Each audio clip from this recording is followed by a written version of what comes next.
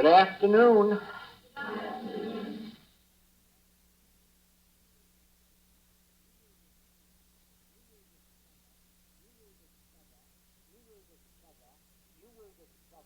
You will discover that the greatest difficulty in understanding and in applying the principles of the infinite way come about because the great change has to be made in us instead of in others. Ordinarily, especially in religious work, the idea always is that it is the other fellow who needs correcting or saving or healing. We, of course, are already in the kingdom of heaven, but you out there, we've come to save you, or to heal you, or to reform you. But that doesn't work in the message of the infinite way. In this message,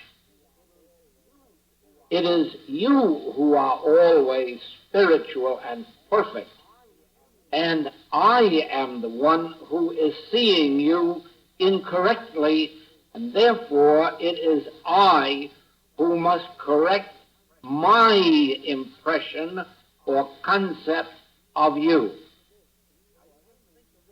Now you just think of this, because the moment you look out into your world, into your family, into your neighbors, into your friends, into your enemies, you will have to remember that in spite of appearances, there is nothing wrong with them.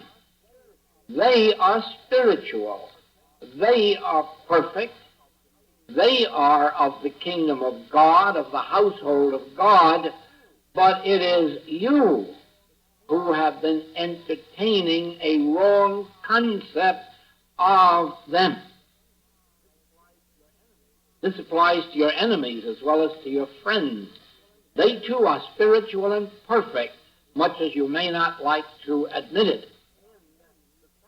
And the fact that they are enemies is due to the fact that we have not understood them, or we have not entertained the correct concept of them.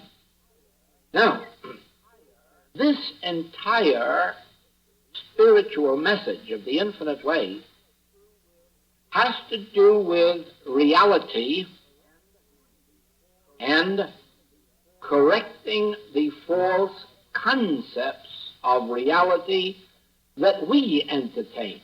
Not that you entertain, that I entertain about you, and that you entertain about your relatives and friends and enemies. In other words, in this work, the entire responsibility for harmonious living is on my shoulder. The entire responsibility for the harmony of my life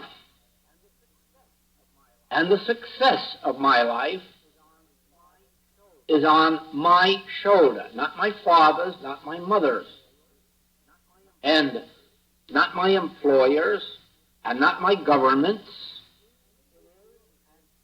It is an individual responsibility. The reason is that in the beginning, God gave me dominion. And if I am not asserting that dominion, the fault cannot be yours, nor can it be my mother's or my father's or my school teachers, nor can it be the fault of my government, nor the fault of the Russian government either. It is no one's fault but mine if I am not exercising my God-given dominion. It is no one's fault but mine if I am not knowing the truth about God and God's creation. Now, in the beginning of my life, this, of course, was not true, because having been falsely educated into a material concept of life, into a false concept of what constitutes life, naturally I had the excuse of being ignorant of truth. Once, however, enlightenment comes, and it is pointed out to me the path that I must take. From then on, I cannot properly hold anyone else responsible. Now, when we are enlightened in spiritual truth, this is the light that we receive. That God has expressed himself as individual being, as individual you and me. That God constitutes your life, your mind, your soul, your body. Even your body is the temple of God. That God has incarnated in you his Son, the spiritual presence and power. That this spiritual presence in you is endowed to heal the sick, raise the dead, feed the hungry, forgive the sinners, multiply loaves and fishes. This divine presence of God in you, that which the Hebrews call Emmanuel, that which Christians call the Christ, that which India calls Buddha. All of this is within you. And the function of this, Emmanuel, God with us, Christ, the indwelling Spirit of God, or Son of God, the function of this is to see that the harmony of your being and body is maintained, to see that you are forgiven your sins and kept from further temptation, that the loaves and fishes be multiplied for you in every department of your experience. Now, our ignorance of this prevents our demonstration of it. Therefore, in the old days when we were taught that God is up in the sky and only available after we obey the Ten Commandments, and even then probably not while we're on earth, we can be excused for our ignorance in not living through Christ. When, however, God has been revealed to you as your very life, your very mind, your very soul, the substance of your body, when it has been revealed to you that God has planted in the midst of you his Son, Emmanuel, the presence of God, with this wonderful function of resurrecting you out of the tomb of flesh, lifting you out of the beliefs of materiality, multiplying all your loaves and fishes. Once you have been enlightened as to this, you can no longer excuse yourself on the ground of ignorance. Now you can only say, I am too lazy.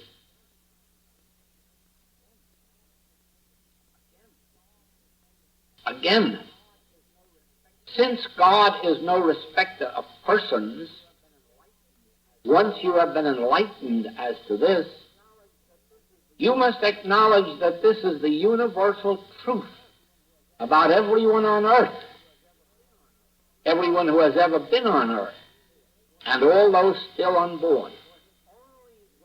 Because only when you make this universal acknowledgement are you entertaining the truth about reality. Without this, you are entertaining false concepts, that is, false ideas or opinions in your own thought, and then suffering from them. The best illustration of this is that there is still a sect in the United States who cannot accept that the world is round. And they insist that the world is square and it has four corners, and therefore that you cannot go out on a ship because you would fall over the horizon. Now you see, those people are not limiting you or me, but by entertaining a false concept of this universe, they are limiting themselves and they never leave shore. In fact, they go never very far from their own little city. It's quite safe there in this square universe. They are well boxed in. But as you can see, they are not boxed in physically, it is mentally. And it is not that anyone or any condition is boxing them in, they are boxing themselves in. And so do we if we believe that man is mortal, any man. So do we if we believe that life is limited, your life or mine or anyone else's. If we believe our life is limited to a period between the cradle and the grave.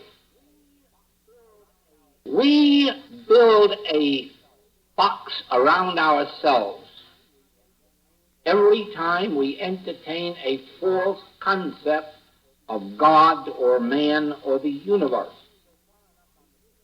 When we go far enough on the spiritual path, we even come to see that this is an incorporeal universe. A universe that is not material, is not physical, in spite of all appearances to the contrary. Now, you know what a shock it was to the world to be told 90 years ago that all is infinite mind and its infinite manifestation. In other words, that everything that is mind manifest. But less than a year ago, Dr. von Braun, the man who now heads the nuclear fission work for the United States, published in a paper in the United States, in a newspaper, that they have now proven that mind is the substance of matter. Well, Mrs. Eddy beat them to it by 90 years. Mind is the substance of matter. And it is for this reason that what you entertain in mind becomes manifest as body. This is what gives you your dominion over your life, over your body, over your world. When you know that what you take into your mind is going to appear as your world. In other words, if you can be made to accept a flat or square world, you are limiting yourself to the earth. And it is what you have taken in mind that is circumscribing the action of your body. Again, if you believe that your mind or your body can be sick or well, it is you who build that wall or that box for yourself, that limitation. Because neither your mind nor your body can be sick or well. It is what you take into your mind that will appear as a condition of body. It isn't the mind that is sick. The mind is merely a substance of which the body is formed. But there is somebody called you. You, whatever your name may be, you. Now, just look at your body for a moment and see if you can agree that this body is not you, that this body is yours. And then remember how you use your mind, and you will agree that this mind is not you, that this mind is yours. Now, you can determine what you are going to put into your mind, since it was you. It wasn't your mind or body that decided to come here today. It was you who decided to come here today, and your mind and body had to come along with you.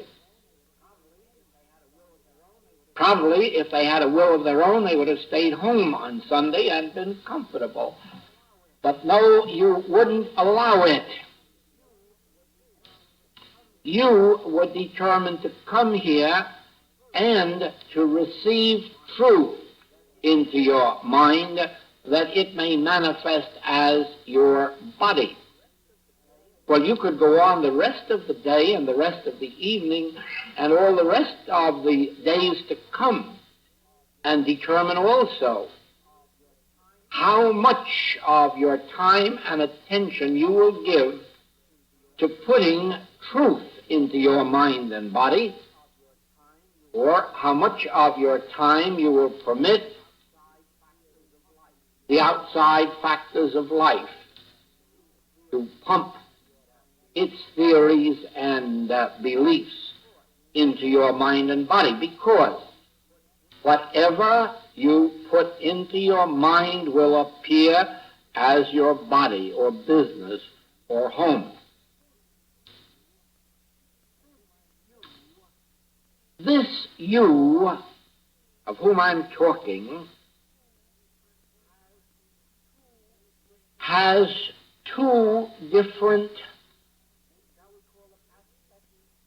shall we call them aspects, natures? There is the you who is the natural man, who is not under the law of God. Or you might say the you who is a little further along and is half under the law of God and still half under the laws of the world. That's one you. Since you have come to a spiritual truth, you are really living partly under the law and partly under grace. There are times when you come a great deal more under the law than you have any right to do. There are some times when you rise high enough to be under grace. But now there is another you. There is another you that lives completely without taking thought, without having to know truth.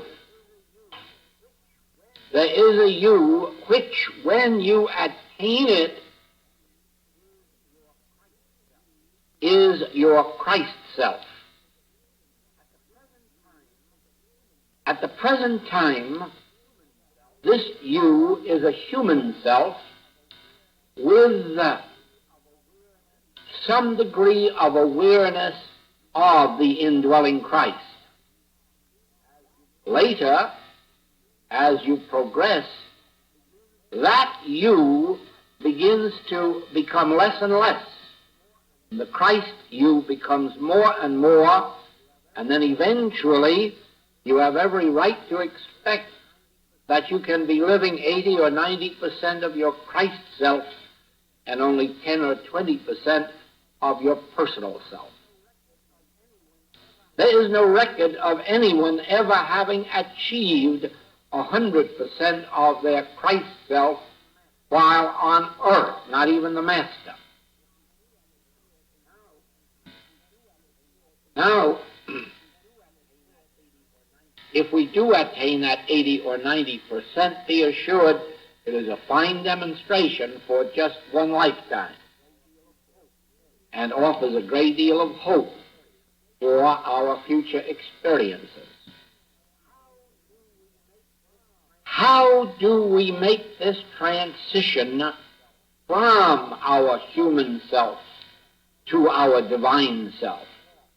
How do we put off mortality and put on immortality? How do we put off the human self and put on the Christ self? And it is in this wise: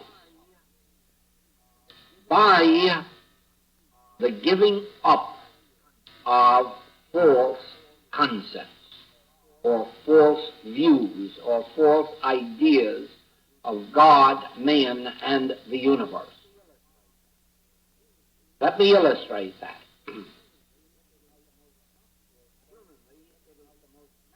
Humanly, it is the most natural thing to look out and see a group of people, some young, some middle-aged, some sick, some well, some rich, some poor, some high, some low. That's the most natural thing in the world for the human mind to do.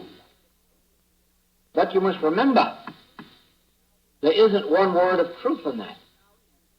If I were to look out and see that, I would be entertaining concepts or views or opinions of you.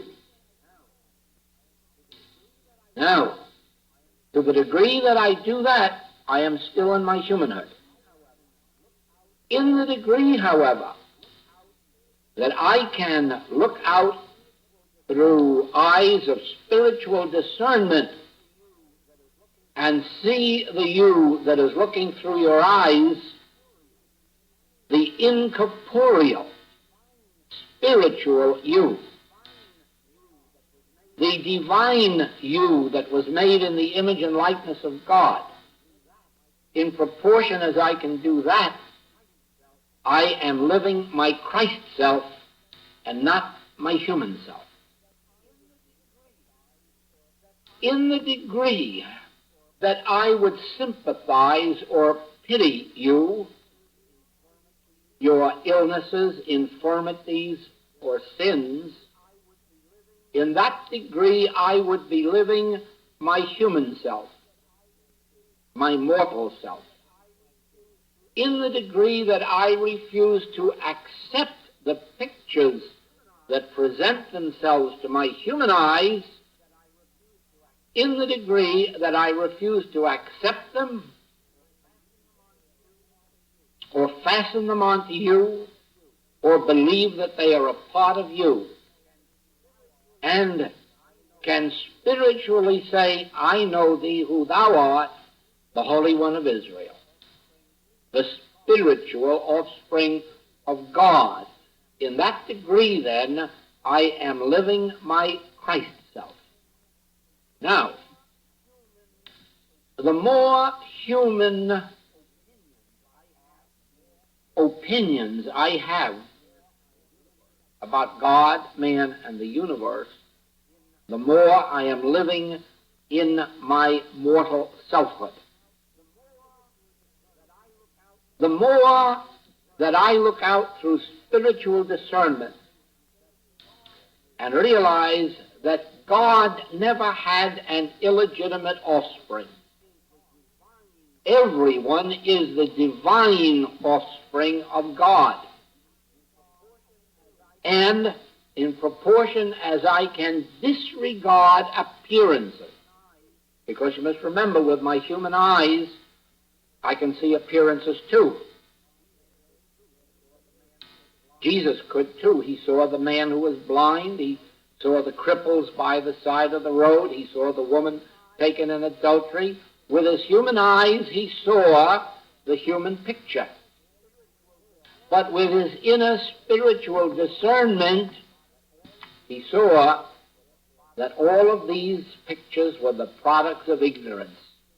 Therefore, he could say, neither do I condemn thee. Thy sins be forgiven thee. Certainly, they're all based on ignorance.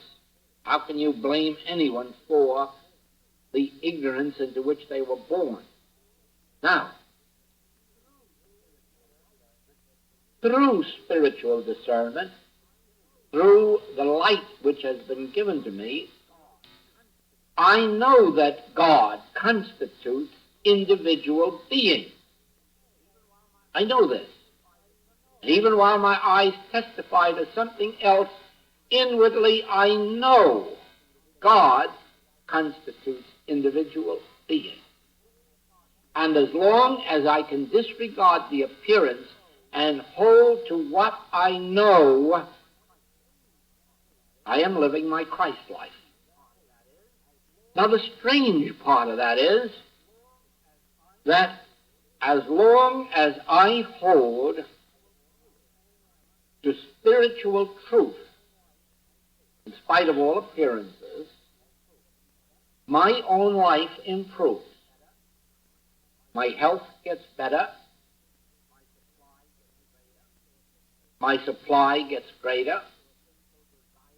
My sins or sinful desires grow less.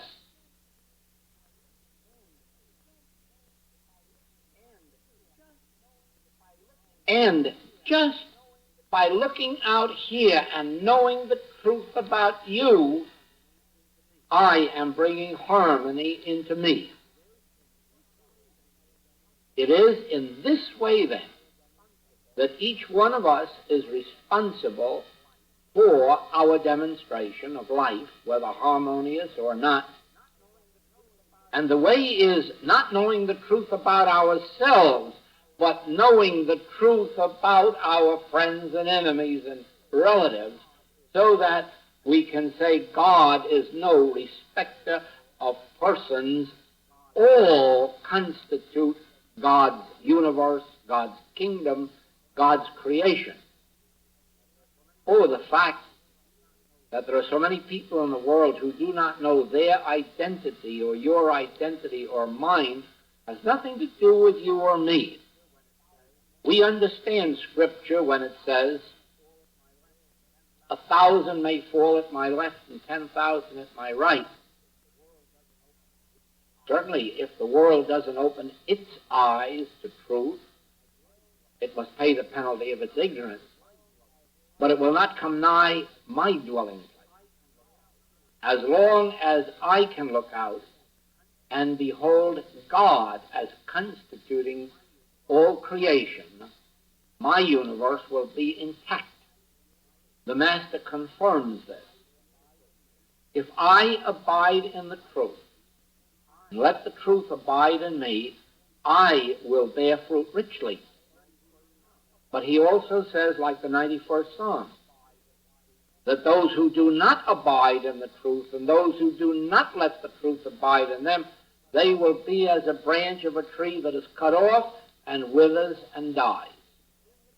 Therefore, in the beginning of our experience, we are responsible only for our own demonstration, not for that of anyone else. We have all we can do for a long, long time to make certain that we make our own demonstration of being able to look out at this world and forgive 70 times 7, do unto others as we would have others do unto us. Not live by an eye for an eye and a tooth for a tooth, but by forgiving 70 times 7, by resisting not evil. For a long, long time, all we can do is give our attention to our own demonstration. Now, as we come into enough spiritual light so that this actually takes hold of us, and automatically we are able to look out and disregard the appearances, we then draw to us those who are in darkness. They may not know why, but they feel drawn to come to us for comfort or for healing or for enlightenment. And it is then that they become a part of our responsibility. Because now, as we have freely received, now we must freely give to them. Only remember that at this stage of our unfoldment, we are not to concern ourselves with the world for its demonstration or lack of it, but only to those of our own household, that is, those who are led to us for enlightenment. The Master went through this stage when he met the woman who wanted healing for her daughter, and he refused. No, I will not heal your daughter. I am come only to those of my own household. When, through a great deal of pleading, she convinced the Master that she evidently was on the spiritual path, even if she didn't belong to his religion, then he healed her daughter. With us, too, in this second stage of our spiritual unfoldment,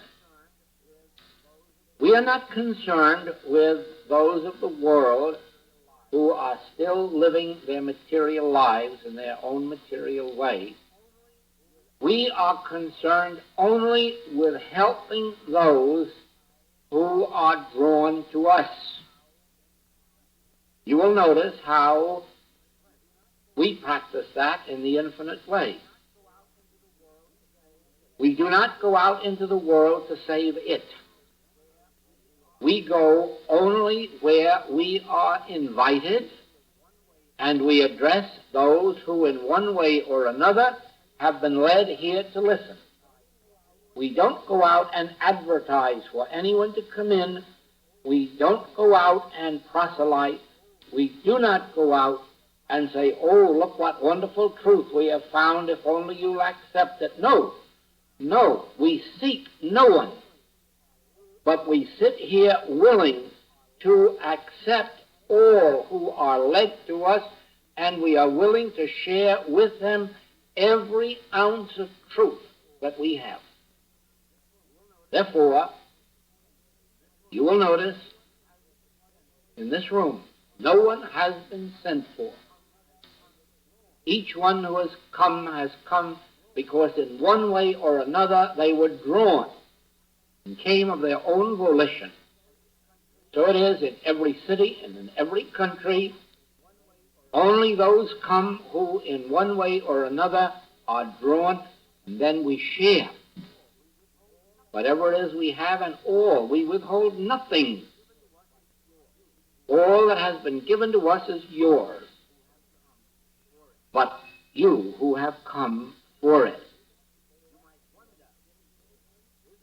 You might wonder, is that fair to the rest of the city, that we are not giving it to them?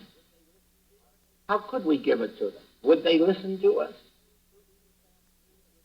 Aren't they too busy this afternoon with some other thing that keeps them busy? Of course, you know the answer to that. There are those who hear my voice. They are led. There are those who are not yet ready to put up the sword or to stop living by bread alone. And even if we gave this message to them, it would solve nothing. Now, there is a third stage at which those who have received so much light that they no longer have personal or family problems do not have to concern themselves with others. They then may undertake to do a world work from behind the scenes, which eventually will bring enlightenment to the world without the necessity of proselyting or preaching or being crucified. As far as we are concerned, we have two steps. And the first one is to work with myself and concern myself only with myself until such time as I am not entertaining false concepts about God or man or the universe, until I within myself am absolutely strong in the conviction that God constitutes this universe and that I can disregard all of the appearances that present themselves. And then the second step, when that first step has grown upon me strongly, so strongly that others feel it and are led to me and ask for comfort or healing or instruction, that I share with them as freely as I have been shared with. Those are our two immediate steps. The third step is reserved for those who have gone beyond these two steps.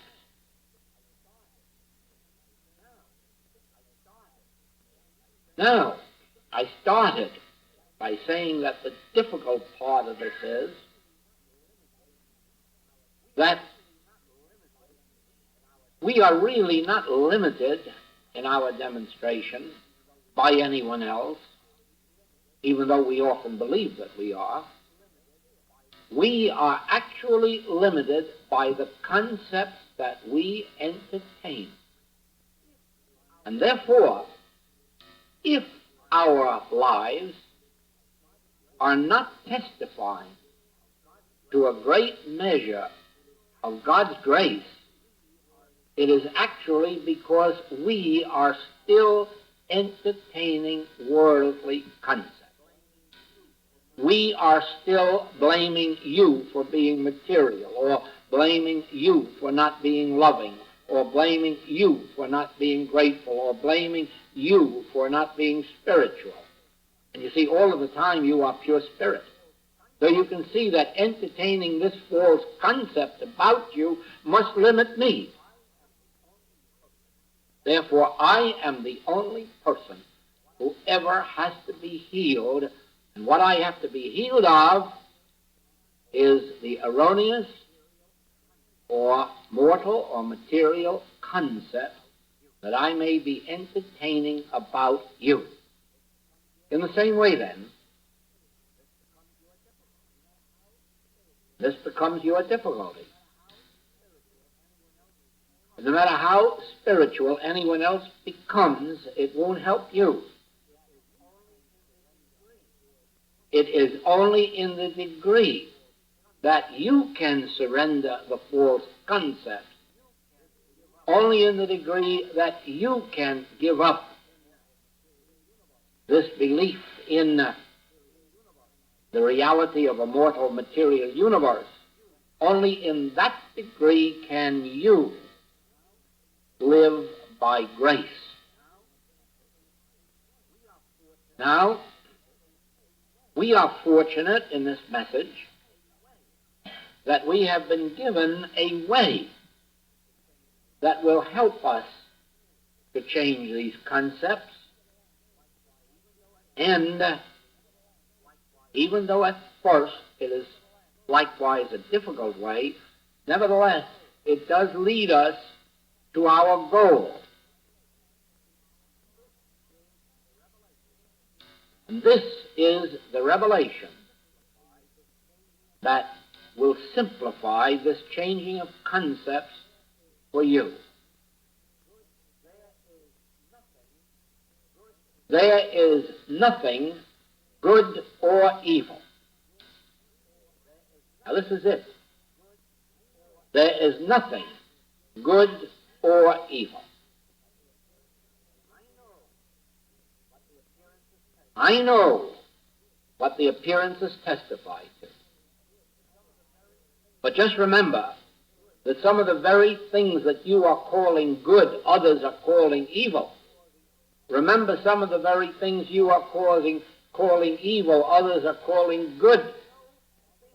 Therefore, there is no thing under the sky that has in it a quality of its own of good or of evil.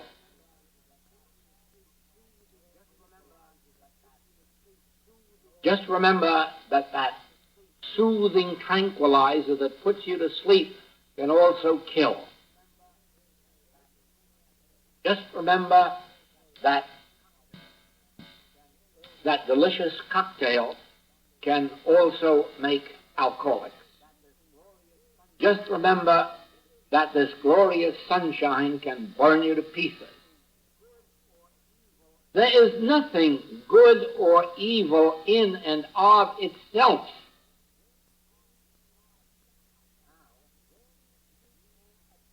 Now, when you can adopt that as a way of life, you automatically change the effect on you of the things of this world. Let us put it this way. Bowl of beautiful flowers. And to some people they give hay fever and asthma. Now, are these both good and evil? Or are they just good to some people and evil to other people? Or no, they are whatever our concept makes of them. Therefore, to be able to enjoy this bowl of flowers and yet give them neither qualities of good nor of evil would put this bowl of flowers in rightful relationship to you. And they would be neither good nor evil, they'd just be beautiful. Now, in the same way, we often are called upon to give help to people who have some forms of poisoning. Sometimes they have purposely or accidentally swallowed a poison, or sometimes they've come in contact with a poisonous plant or insect. And yet, if they are on the metaphysical or spiritual path, they do not look for material remedies to help them. They turn to us for spiritual remedies. And I will tell you what the remedy is. Our practitioners must know that there is nothing good or evil. That nothing contains good or evil.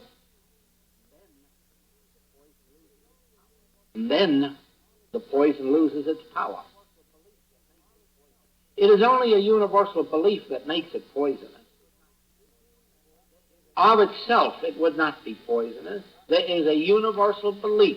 If you remember, Adam gave everything its name and called it good or evil. Adam, which means, of course, this universal belief in two powers. Now, the moment that you withdraw from your mind a belief in two powers, you do not experience two powers. In proportion as you withdraw from your mind the belief in two powers, you withdraw the experience of two powers. In other words, if I can look out at this world and see that none of its forms has good or evil, then none of those forms can act for good or evil upon me. You might say, aren't you sacrificing something? Yes, I am, but I'm willing to. I am willing to receive my good from the invisible that is within me, rather than concern myself with any belief in good that is external to me. This is a point you will have to read more about in the writings, because it is presented in 100 different ways, but it is the basis of our healing practice. Supposing we are presented with a case of fever. Now, in any kind of teaching in the world, you would try to get the good to overcome the evil. In the material world, you'd use a good remedy to overcome the evil fever. And in the metaphysical realm, you'd use a good thought to overcome the evil fever, or the evil belief of fever. In the infinite way, you do none of these things. You relax in the assurance that there is neither good nor evil in any form or effect, that all quality emanates from God. Therefore, all quality is spiritual. It isn't good, it isn't bad, it's spiritual. Now, once you begin with this principle of neither good nor evil, you are on your way back to the Garden of Eden before the fall, because it was only this belief in good and evil that constitutes what is called the fall. And when you have no longer a belief in externalized good or evil, you are back in the Garden of Eden in divine harmony in the incorporeal spiritual universe. It is at first a matter of training. It is necessary that when we are presented with pictures that testify to good or evil, that we are able to look through them and realize, no, there is neither good nor evil, there is only the spiritual. Now, this is not difficult when somebody presents an appearance of discord. It's very nice and soothing to be able to say, oh, there is neither good nor evil, there is only the spiritual. The difficulty comes when we see a healthy person and have to say there is neither good nor evil. Because now it seems that we are denying the good appearance, and we are. Because a good appearance can turn to a bad one. Good health can become bad health. Young life can become old life. Life can become death. So as long as you just want to hug to yourself the good side of human life, you're only postponing the evil until the day when automatically it becomes evil. But if you can look at a beautiful bowl of flowers and say, you are neither good nor evil, you are spiritual. When you can look at your pet dog, cat, or bird and say, this is going to be awfully hard, but I know you are not good. When you're bad, I know you are not bad. No matter what the appearance is, you are neither good nor bad. You are spiritual. Well, of course, by that time you're ready for the toughest experience of all. You've got to be able to look at children. That's the hardest experience of all, and find them neither good nor bad, because how we love to look at them and find them good, and how often we look at them and really find them bad. And then to have to look through that appearance and say, no, you are neither good nor bad. You are of your Father in heaven. You have no human heritage. No man on earth is your father. You are of the divine, the spiritual. Therefore, you're neither good nor bad, you're godly. Nobody knows any better than I do how tough that is. But that's the price. That is the price of spiritual harmony. When you can go back to the Garden of Eve and put Adam and Eve right back into the garden by taking away from them their belief in good and evil. When you can deprive yourself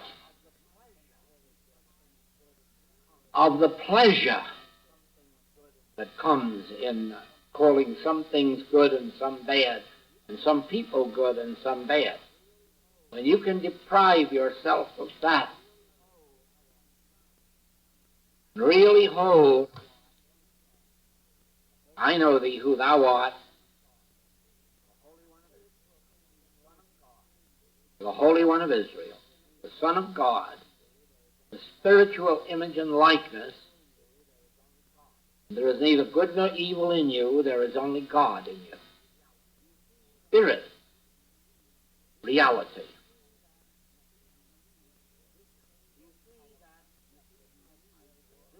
Do you see that this changes our concept of the entire world? Do you see how bit by bit we lose all of those concepts that we've been building up for thousands of years, which pins labels of good and evil? In my prison work, I have seen really bad men turned into good ones. And the only way it was done was by the realization that they were neither good nor evil, but that they were of the household of God, and holding steadfastly to that until the demonstration was complete. How many times we have worked with sick people, not trying to make them well, because that would be in the realm of the doctors, not the realm of the spiritual minister, but to be able to sit with them and work with them in the realization this is neither good nor evil. There is no good or evil. God constitutes all being. And hold fast to that in spite of appearances until the appearances change.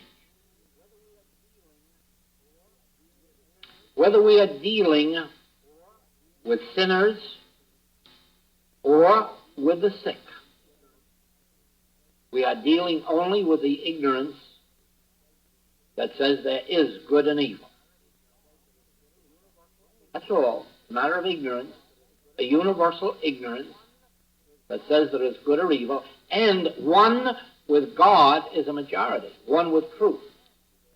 The one who can hold as the Master did and say, what did hinder you?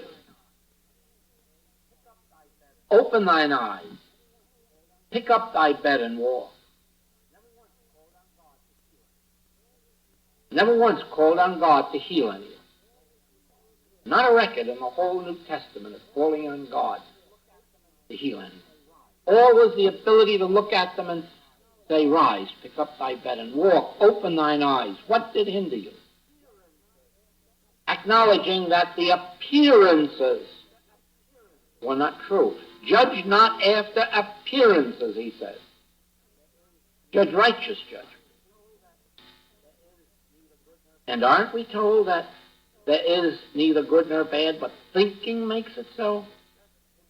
And oh, if we're just big enough and broad enough to look out at this world and think of the things that we have called good that turned out to be bad, and the things that we've called bad that turned out to be good, we'd know how mistaken we are in our judgments.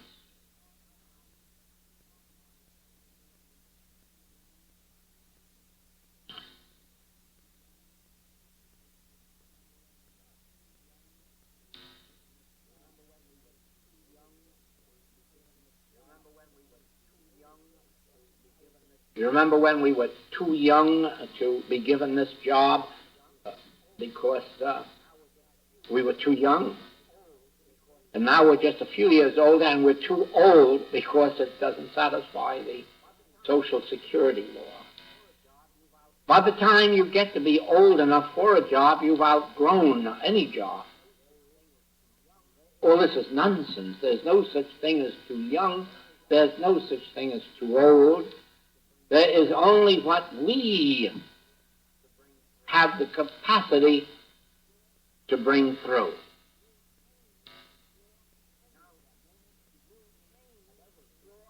Now, you change your concepts of everything the moment you begin to apply this principle that there is neither good nor evil in anything or anybody, that there is only God.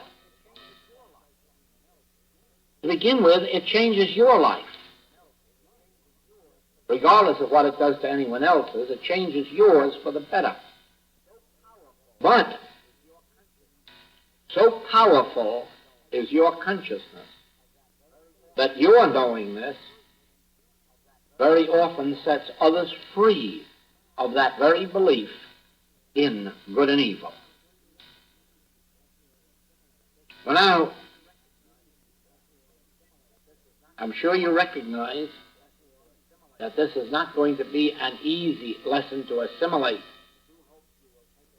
And therefore, I do hope you will take advantage of the tape when you have it and hear it again and again until it is established in you that you can look out at this world and say there is neither good and evil in anything or anyone, because God constitutes all that is. Thank you.